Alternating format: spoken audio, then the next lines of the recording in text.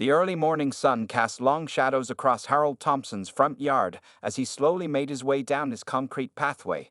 At 93 years old, his steps were careful but deliberate.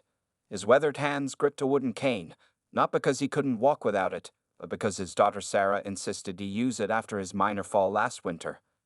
Every morning, rain or shine, Harold followed the same routine he'd maintained since moving into this suburban home in 1946. First came the flag-raising ceremony, a private tribute to the friends he lost in the Pacific during World War II. His arthritic fingers worked the rope with practiced ease, sending the stars and stripes climbing toward the brightening sky. The neighbors had grown used to seeing the old veteran in his navy blue cardigan, pressed khaki pants, and well-polished brown shoes that he still shined every Sunday evening.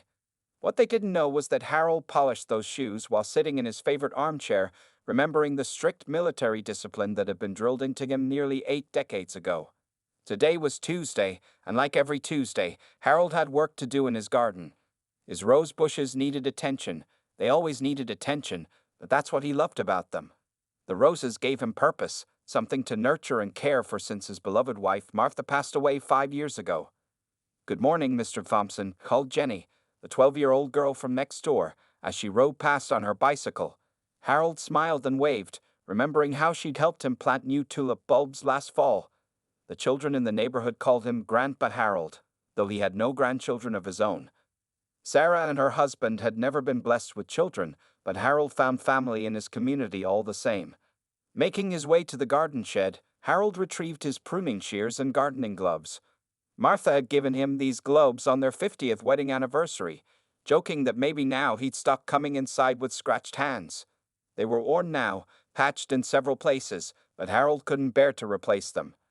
As he worked among his roses, Harold's mind wandered back to his time in the Navy. He had been just 19 when Pearl Harbor was attacked, and like many young men of his generation, he'd enlisted the very next day. The Pacific theater had been brutal, but amid the chaos and violence, Harold had discovered an unexpected passion for gardening.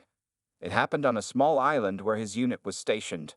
During quiet moments between battles, he'd help the local villagers tend their gardens. There, knee-deep in rich soil under the tropical sun, Harold learned that life could flourish even in the shadow of war. That lesson had stayed with him through all these years. A car horn humped, pulling Harold back to the present. It was Mrs. Rodriguez from the corner house, taking her grandkids to school. She always humped twice, their special greeting.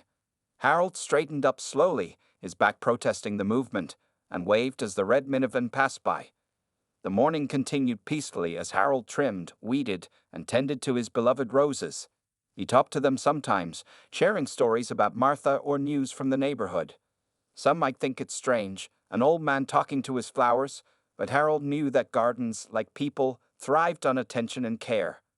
At precisely 10:30 a.m., Harold went inside for his mid-morning coffee.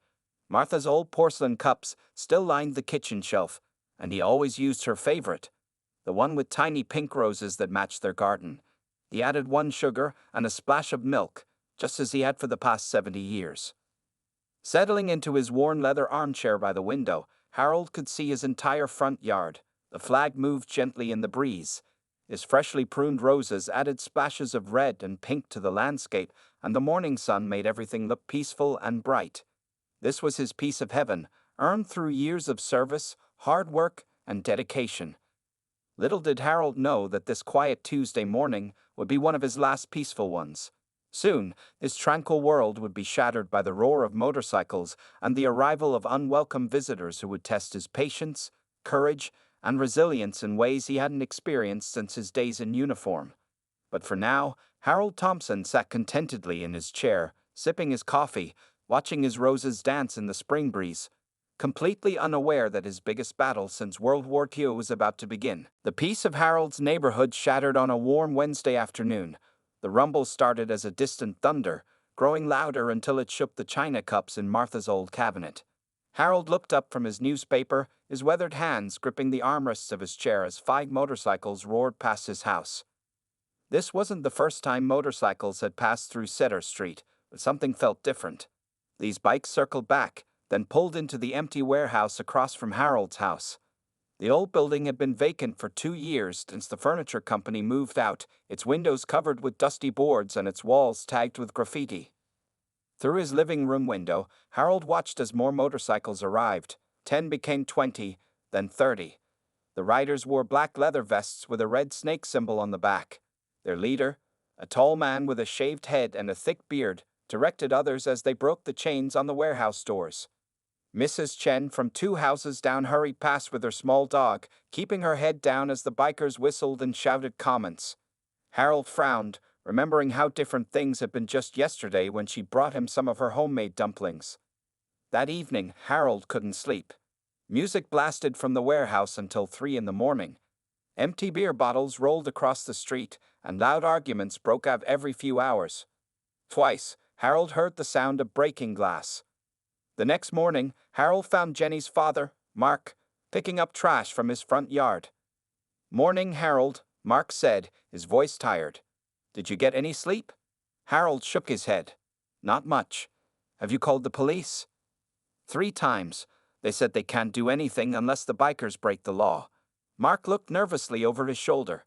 "Listen, Harold, maybe don't raise the flag today. These guys, they don't seem to respect anything." But Harold wouldn't change his routine. He faced bigger threats in the Pacific. At exactly 7 a.m., he stepped outside with his flag. As he attached it to the rope, a motorcycle engine roared to life across the street. "Hey, old-timer," a rough voice called out. "That's some nice grass you got there." The motorcycle revved, then shot forward, cutting across Harold's carefully maintained lawn and leaving deep tire tracks in the soft ground. The rider, wearing the red snake vest, laughed as he circled back to the warehouse. Throughout the day, more bikers arrived. They called themselves the Red Serpents, and their presence changed everything. Children no longer played in their front yards. Mrs. Rodriguez stopped honking her morning greeting. Jenny's family kept their curtains drawn. Harold watched from his window as the bikers turned the warehouse into their clubhouse. They hung their red snake banner over the entrance and set up old couches on the loading dock. The sound of breaking bottles and crude laughter became constant. That afternoon, Harold tried to fix the tire tracks in his lawn. As he worked with his garden tools, 3 bikers approached his fence. Their leader, the tall man with the shaved head, had a snake tattoo crawling up his neck. "Look here, boys," the man said, his voice mockingly sweet. "Grandpa's playing in the dirt." "The name's Harold Thompson," Harold replied, standing as straight as his old back would allow. "Well, Harold Thompson," the man sneered, "I'm Snake. This is our territory now. Best remember that." As if to prove his point, Snake spat on Harold's newly cleaned sidewalk. His friends laughed, the sound echoing down the once peaceful street. That night, the party at the warehouse was louder than before. Harold sat in his darkened living room, watching shadows move across his yard. He thought about Martha, grateful she wasn't here to see their beloved neighborhood change like this. On his wall hung his old Navy photograph, taken in 1943. He'd been young then, standing proud in his uniform beside his shipmates. Now, at 93, he felt that same fighting spirit stirring inside him. These bikers might think he was just a feeble old man, but Harold Thompson had survived battles they couldn't imagine. As midnight approached and another bottle shattered against his fence, Harold made a decision. Tomorrow, he would take action. He hadn't fought for his country only to let bullies destroy his community. But first, he needed to make sure he wasn't alone in this fight. The weekend arrived, and with it came the loudest party yet at the Red Serpent's warehouse. The music shook Harold's windows until midnight, then 1 a.m., then 2 a.m. He watched from his bedroom window as drunk bikers stumbled around his street, knocking over trash cans and frightening a stray cat that used to sleep on his porch. At 2:30 a.m., Harold had enough. He put on his navy blue cardigan over his pajamas, grabbed his cane, and slowly made his way outside. The night air was cool, and the music got louder with each step he took toward the warehouse. Empty beer cans crunched under his slippers. "Excuse me," Harold called out, his voice firm despite his age. He'd used the same tone when commanding young sailors during the war. "It's past midnight, and there are families trying to sleep." The music lowered slightly. Snake, the biker leader, emerged from the warehouse door. His snake tattoo seemed to move in the dim streetlight as he walked toward Harold. 5 other bikers followed him, forming a half circle around the old veteran. "Well, if it isn't Grandpa Garden," Snake smirked, taking a long drink from his beer bottle. "Past your bedtime, isn't it?" Harold stood his ground, gripping his cane tightly. "My name is Harold Thompson, and I'm asking you politely to turn down the music. People need to sleep. Children have school tomorrow." Snake stepped closer, towering over Harold. The old veteran could smell the alcohol on his breath. "And what if we don't want to, Mr. Thompson?" He said the name like it was a joke. "What's old-timer like you gonna do about it?" "I've already called the police 3 times," Harold replied calmly. "They're on their way." Snake's face darkened. He threw his beer bottle against the ground, glass shattering near Harold's feet. "You called the cops on us?" He turned to his friends. "Boys, looks like we need to teach Grandpa here about respect." 2 bikers moved toward Harold's property. One kicked over his mailbox while another started pulling up his rose bushes.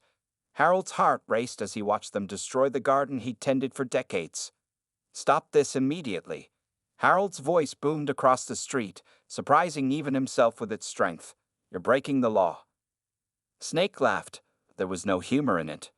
"Breaking the law? Like this?" He walked over to Harold's flagpole and gave it a hard shake. The metal pole swayed dangerously. "Don't touch that flag," Harold warned, his voice low and dangerous. In his mind, he was back on his ship in 1945, defending what mattered most. But Snake didn't listen. With one powerful pull, he brought the flagpole crashing down. The American flag, Harold's pride and joy, fell into the mud. Harold moved faster than he had in years. Without thinking about his safety, he stepped forward and pushed Snake away from the fallen flag. The much younger man stumbled back, surprised by the old veteran's strength. "You shouldn't have done that, old man," Snake growled, regaining his balance. He raised his fist, but before he could swing, police sirens wailed in the distance. "This isn't over," Snake spat, backing away. Not by a long shot. He signaled to his gang, and they quickly disappeared into the warehouse, leaving behind the destruction they caused. 2 police cars arrived minutes later. Officer Rodriguez, Mrs. Rodriguez's nephew, helped Harold pick up the flag from the mud. "Mr. Thompson, we'll need to file a report," he said, looking sadly at the destroyed garden. "But honestly, sir, these guys are dangerous. Maybe you should stay inside next time." Harold carefully folded the muddy flag, his hands shaking with anger and sadness. "Stay inside," he repeated quietly. "That's what people said about bullies in 1941. Look what happened then." After the police left, Harold sat in his kitchen until sunrise, looking at the destruction through his window. His beautiful roses were uprooted, his flagpole bent and broken, and his mailbox lay twisted on the ground. But worse than the destruction was the fear he'd seen in Officer Rodriguez's eyes. As the sun rose, Harold reached for his old leather wallet. Behind his ID and a faded picture of Martha, he found what he was looking for, a small, worn military card he'd kept for over 70 years. Maybe it was time to make a call he never thought he'd have to make. These bikers had made a big mistake. They thought they were dealing with a helpless old man, but they were about to learn what real brotherhood meant. The next few days brought a wave of trouble that Harold's peaceful neighborhood had never seen before. Snake and his red serpents weren't just angry. They were out for revenge. They turned their attention to making Harold's life as difficult as possible. It started with small things. Every morning, Harold would find motorcycles parked across his driveway. When he called the towing company, the drivers took one look at the Red Serpent's logo and refused to help.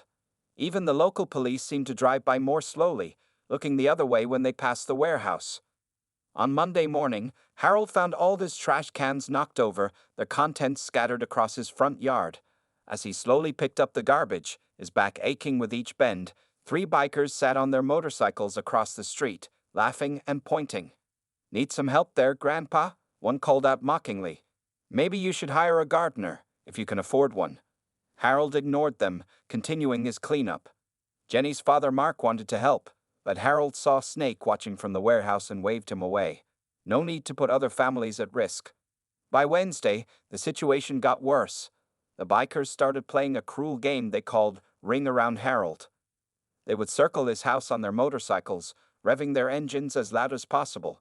The noise was so bad that Harold's cat, Mr. Whiskers, ran away and hadn't come back. Mrs. Chen tried to bring Harold some more dumplings, but two bikers blocked her path. "Sorry, lady," they sneered. "This sidewalk is closed for business." She hurried away, close to tears, leaving the dumplings on the ground. That night, Harold sat alone in his kitchen, eating soup from a can. His daughter Sarah had called earlier, worried about him after hearing about the troubles from neighbors. "Dad, please come stay with us," she had begged.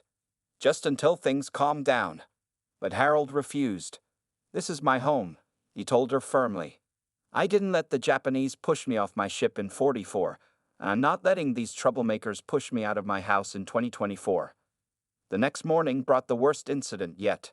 Harold woke up to find his entire lawn covered in motorcycle tracks.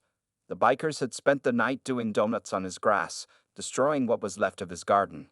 His beloved roses, which he and Martha had planted together 30 years ago, were completely ruined. Even the neighbors who normally waved to Harold now crossed the street to avoid walking past his house. Not because they didn't like him anymore, but because they were scared. Snake and his gang had made it clear anyone who helped Harold would face their anger.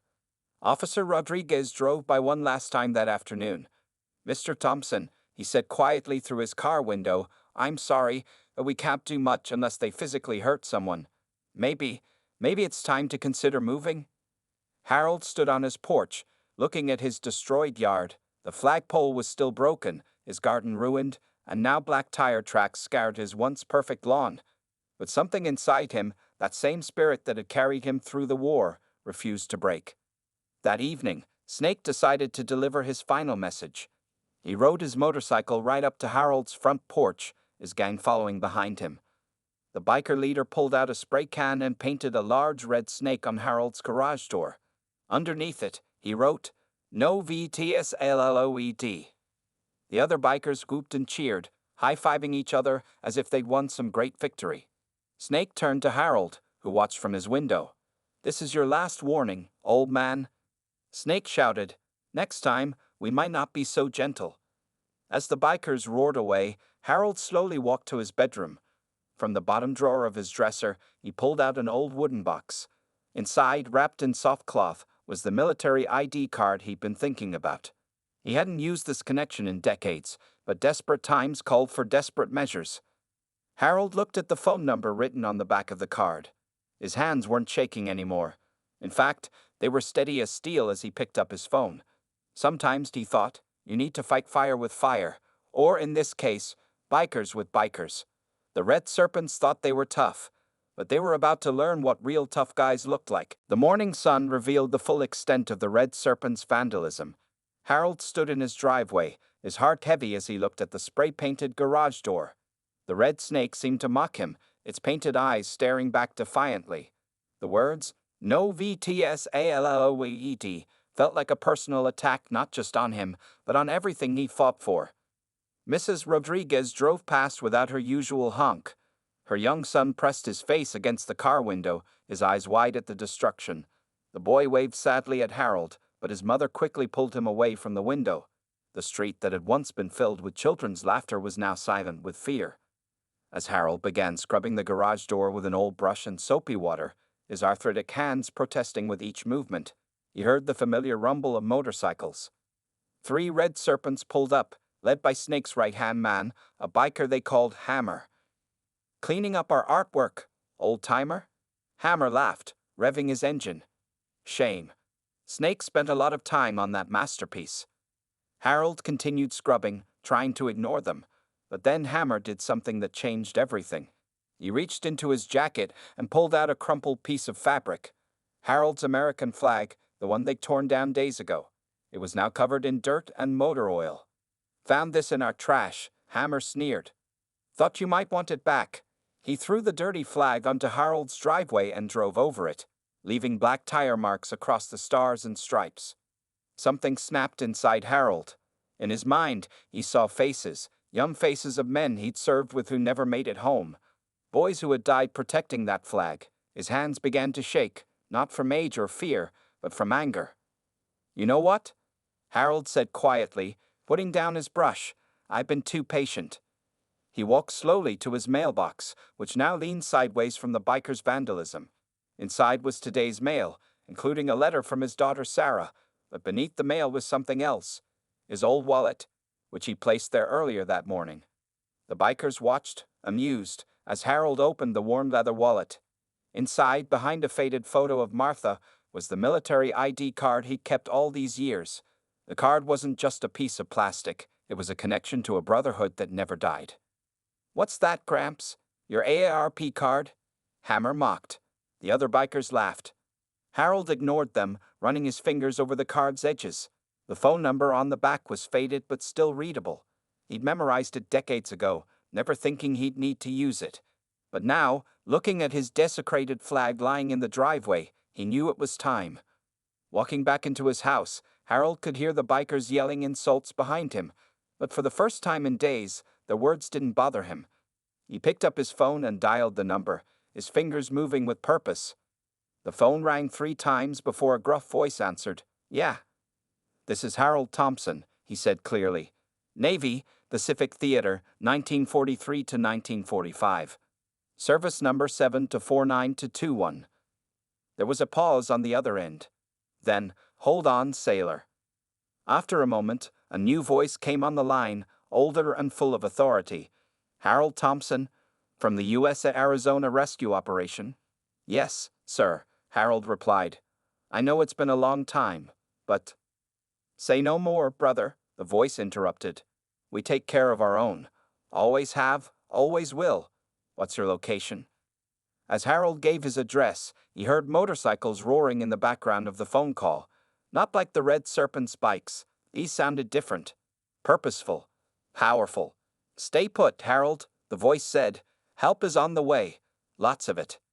After hanging up, Harold walked back to his front window. Hammer and his friends were still outside, making noise and causing trouble. They thought they were intimidating, with their red snake patches and tough guy attitudes. But Harold allowed himself a small smile. Soon they would learn what real brotherhood looked like. Soon they would understand the difference between pretending to be tough and being truly strong. Looking at his dirty, crumpled flag in the driveway, Harold remembered something his old commander had told him in 1945. "Sometimes the best fights are the ones where you don't throw a single punch. You just show up with better friends." 2 hours after Harold's phone call, the first signs of change rumbled through the quiet suburban street. It started as a distant thunder, different from the harsh noise of the Red Serpent's bikes. This sound was deeper, more organized, almost like a marching army. Snake and his gang were having their usual morning party outside the warehouse when they heard it too. The sound grew louder, coming from both ends of the street. Snake stood up from his lawn chair, his face showing confusion that quickly turned to concern. Harold watched from his window as the first motorcycles appeared. These weren't ordinary bikes. They were pristine Harley-Davidsons, their chrome shining in the morning sun. The riders wore leather vests too, but these were decorated with American flags, military patches, and unit insignias. They came in waves, 5, then 10, then 20 bikes. Soon, both ends of the street were filled with motorcycles, their riders moving with military precision. Harold counted at least 50 veterans' bikes, forming a perfect circle around the Red Serpent's warehouse. The new bikers didn't yell or rev their engines needlessly. They simply formed their circle and waited. Their discipline was obvious. These weren't troublemakers pretending to be tough. These were men and women who had proven their toughness on real battlefields. A large motorcycle pulled up in front of Harold's house. Its rider was a tall woman in her 50s, her silver hair tied back in a tight braid. On her vest were combat medals and a patch identifying her as Iron Lady, Desert Storm veteran. She walked up to Harold's door and knocked firmly. When Harold opened the door, she snapped a crisp salute. "Senior Master Sergeant Sarah Martinez, sir. U.S. Air Force, retired. We heard one of our brothers needed some help." Behind her, more veterans were dismounting their bikes. They came from different eras. Vietnam veterans with gray hair, Gulf War veterans in their 50s, and younger veterans from Iraq and Afghanistan. Some walked with canes, others with prosthetic limbs, but all moved with purpose. "That's quite a response to one phone call," Harold said, his voice thick with emotion. Iron Lady smiled. "That number you called? It reached the Veterans Motorcycle Alliance. We got chapters in all 50 states. When we heard it was Harold Thompson, The Harold Thompson who saved 3 men from the burning Arizona? Well, sir, people started riding in from 3 states away. Snake and his gang had gathered in front of their warehouse trying to look tough, but shifting nervously as more veterans arrived. The red serpents might have looked intimidating to civilians, but they seemed smaller now, surrounded by real warriors. A large man with a Marine Corps tattoo picked up Harold's desecrated flag from the driveway. His hands shook with anger as he carefully folded it with military precision. 2 other veterans immediately produced a new flag from one of their bikes. "Permission to raise the colors, sir?" the Marine asked Harold. Harold nodded, tears in his eyes. As the new flag went up on his repaired flagpole, more than 50 veterans snapped to attention and saluted. Even some of the neighbors, watching from their windows, placed their hands over their hearts. Iron Lady turned to face the red serpents. Her voice carried across the street, calm but filled with authority. "We need to have a discussion about respect, particularly regarding our World War II veterans." Snake tried to maintain his tough guy image. "This is our territory now. You can't just—" "Your territory?" a veteran interrupted. He had to be in his 70s, but his voice boomed like thunder. "Son, the only territory here was paid for by the blood of men like Harold Thompson, men who fought and died for the flag you desecrated." More veterans began walking toward the warehouse, their movements coordinated like a well-trained unit. They didn't make threats or act aggressive. They didn't need to. Their presence alone spoke volumes. Harold watched from his porch as Iron Lady approached Snake, her combat boots clicking on the pavement. The contrast was striking, a woman who had faced real battles against a bully who only pretended to be tough. "Now then," Iron Lady said, her voice carrying clearly in the suddenly quiet street, "let's talk about how things are going to change around here." The red serpents were about to learn an important lesson. There's a big difference between acting tough and being strong. And true strength, as Harold had known all along, wasn't about intimidation.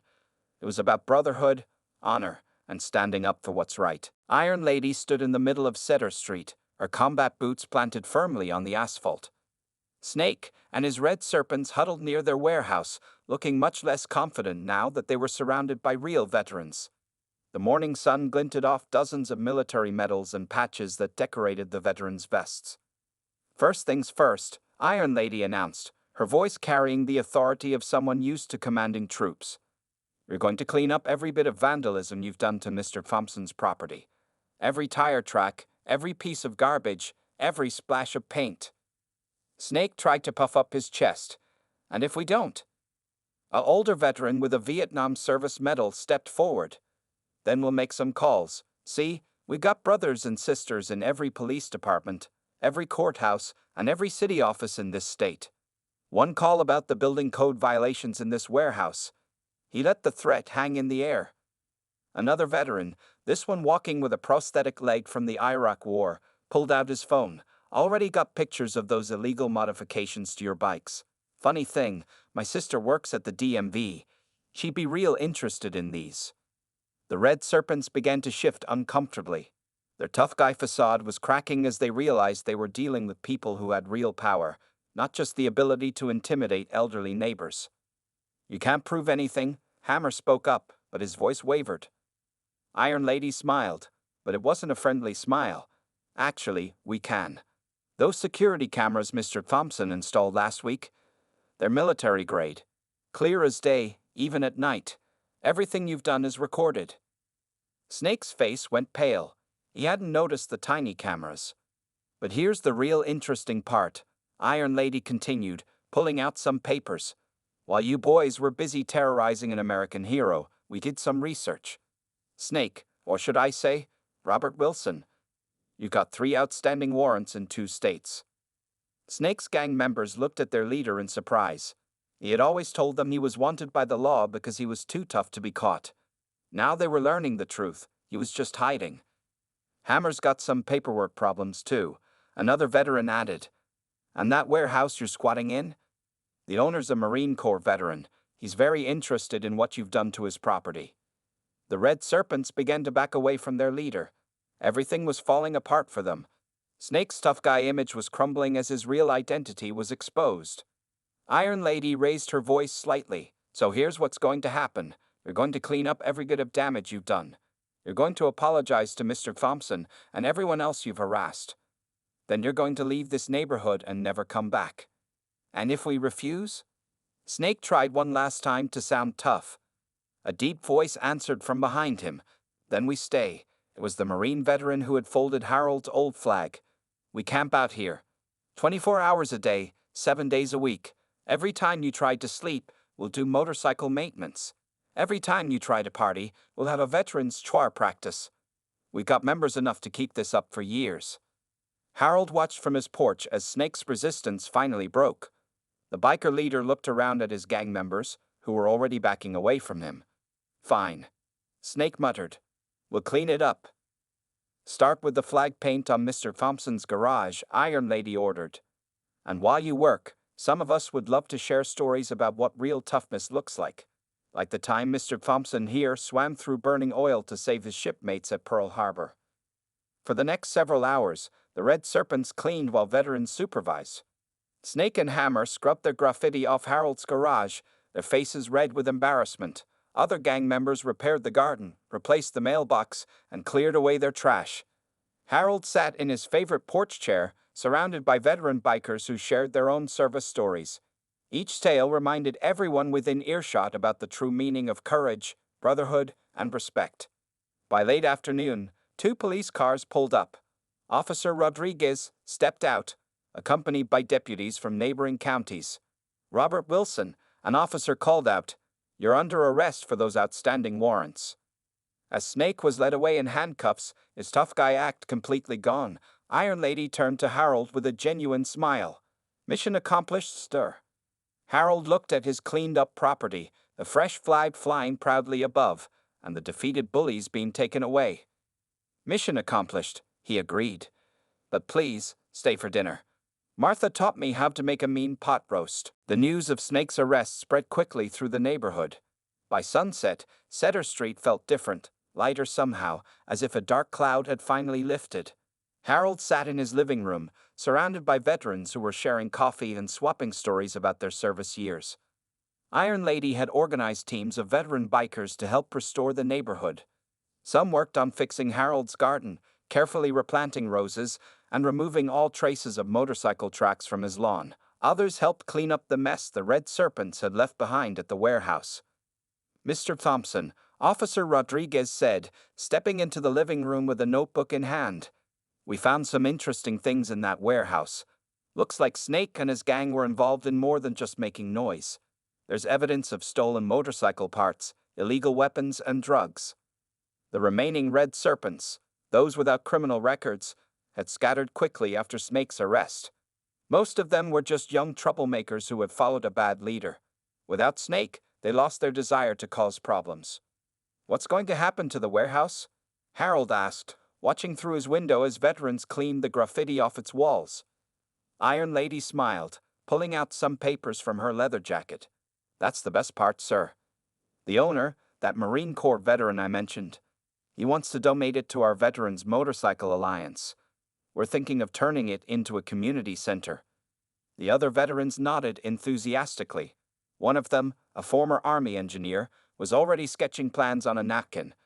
We could have a meeting space for veterans, a workshop for teaching motorcycle maintenance to kids, maybe even a small museum about local military history.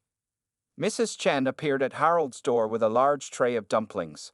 This time, no one stopped her from delivering them. These are for everyone, she said, smiling. Thank you all for bringing peace back to our street. More neighbors began showing up. Jenny and her father brought cold drinks for the veterans working outside. Mrs. Rodriguez arrived with several trays of homemade tacos. Even Mr. Whiskers, Harold's cat, finally returned home, purring loudly as he rubbed against the legs of tough-looking bikers. You know what this street needs? Iron Lady said, looking around at the gathering community. A proper flag ceremony every morning. Mr. Thompson shouldn't have to raise the colors alone. The veterans agreed immediately. They decided to establish a daily ritual. Every morning at 7 a.m., any veterans in the area would join Harold for the flag raising. It would be a reminder of what the flag truly stood for, not just military service, but community, respect, and standing together against bullies. As evening approached, Harold's daughter Sarah arrived, worried after hearing about all the excitement. She found her father surrounded by new friends, sharing his famous pot roast recipe with a group of veterans who treated him like a beloved commander. "Dad," she said, hugging him tight. "Are you okay? I was so worried when I heard about the arrest and everything." Harold patted her hand. "Never better, sweetheart. Just reminded of something I learned back in 45. Sometimes the best family isn't the one you're born with, but the one you find along the way." Outside, the veterans had strung up lights across the street, turning the cleanup effort into an impromptu block party. Children who had been hiding inside for days were now out playing, fascinated by the shiny motorcycles and the veterans who were happy to show them how the bikes worked. Officer Rodriguez returned with more news. The warehouse has been officially cleared by the police. And get this, the city council just had an emergency meeting. They'd fast-tracked the permits to turn it into a veterans community center. The celebration grew as more people joined. The street that had been terrorized by the red serpents was now filled with laughter, music, and the smell of good food. Veterans and neighbors mingled, sharing stories and making plans for the community center.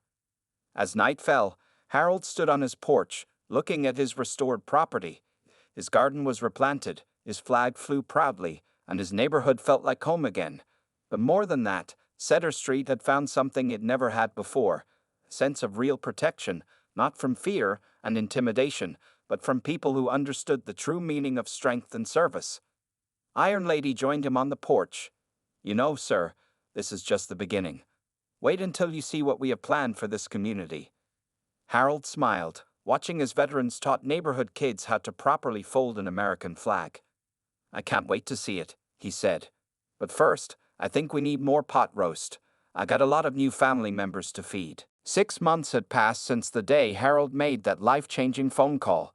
Cedar Street had transformed into something special, something that made Harold smile every time he looked out his window. The old warehouse, once a symbol of fear, now stood proudly as the Veterans Community Center, its walls decorated with military flags and a fresh coat of navy blue paint. Every morning at 7 a.m. sharp, Harold would step out onto his porch for the flag-raising ceremony. He was never alone anymore. On average, 15 to 20 veterans would join him each day, their motorcycles neatly parked along the street. Some days there were even more, especially when Iron Lady was leading one of her popular veterans' breakfast meetings. The center had become the heart of the neighborhood. Local kids came after school for the free motorcycle maintenance classes taught by the veterans. Mrs. Chen had started a weekly cooking class where she taught military families her secret dumpling recipe. Even Jenny had her own corner in the building where she helped veterans learn how to use computers and smartphones. This particular morning was special. Harold stood in his garden, which was now more beautiful than ever. The veterans had not just restored his roses, they had added new varieties, including a special white rose bush they named Martha's Memory in honor of his late wife. "Ready for the big day, Mr. Thompson," Iron Lady called out, walking up his driveway. She was dressed in her formal veteran's attire, medals shining in the morning sun. Today was the first annual Cedar Street Veterans Festival. The entire neighborhood had spent weeks preparing for it. Streets were decorated with American flags, and the smell of barbecue filled the air as Mrs. Rodriguez and her family prepared their famous tacos in the center's new kitchen. "Born ready, Sarah," Harold replied, using Iron Lady's real name. After 6 months of morning coffee and shared stories, they had become close friends. The festival was more than just a celebration. It was a statement about how one person's courage could change an entire community. People came from all over the state, veterans, families, and even some former red serpents who had turned their lives around after Snake's arrest. Harold's daughter Sarah arrived early, carrying a large photo album. Inside were pictures showing the transformation of Cedar Street, from the days of the red serpents to the present. The last photo, taken just yesterday, showed Harold surrounded by smiling children as he taught them about proper flag etiquette. "Dad," Sarah said, hugging him tight. "I can't believe how different everything is now. Remember when I wanted you to move away?" Harold chuckled. "Sometimes running away isn't the answer. Sometimes you need to stand your ground and dial the right number." The festival was in full swing by noon. Veterans from 5 states had ridden in, their motorcycles forming an impressive display in front of the center. Officer Rodriguez, now promoted to sergeant, brought his entire police department for the free barbecue. Even the mayor showed up, presenting Harold with a key to the city for his role in transforming the neighborhood. But the biggest surprise came when Iron Lady called everyone's attention to the center's main wall. There, unveiled for the first time, was a large mural. It showed a young Harold in his Navy uniform, standing proud on the deck of his ship. Below it were the words, Harold Thompson Community Center, where courage meets community. We wanted to rename it, Iron Lady explained to a tearful Harold. Because this place, this whole change in the neighborhood, it started with you. One brave man who refused to be bullied, who remembered that true strength isn't about intimidation, it's about bringing people together. As Harold looked around at his transformed neighborhood, he saw something that would have seemed impossible 6 months ago. Children played safely in the streets while veterans taught them about respect and honor. Neighbors chatted with each other instead of hiding behind closed doors. The sound of motorcycles was no longer threatening. It was the sound of friends arriving to share stories and help others. Mr. Whiskers, now the unofficial mascot of the Veterans Center, rubbed against Harold's legs as he stood taking it all in. The old veteran reached down to pet his cat, his eyes misting over as he thought about Martha and how proud she would be. You know what, old friend? He whispered to Mr. Whiskers. Sometimes the best battles are won not with fists or weapons, but with a phone call to the right people at the right time. And as the festival continued around him, Harold Thompson, the 93-year-old veteran who had changed everything, sat in his favorite porch chair, surrounded by his new family, proof that courage, honor, and brotherhood never go out of style.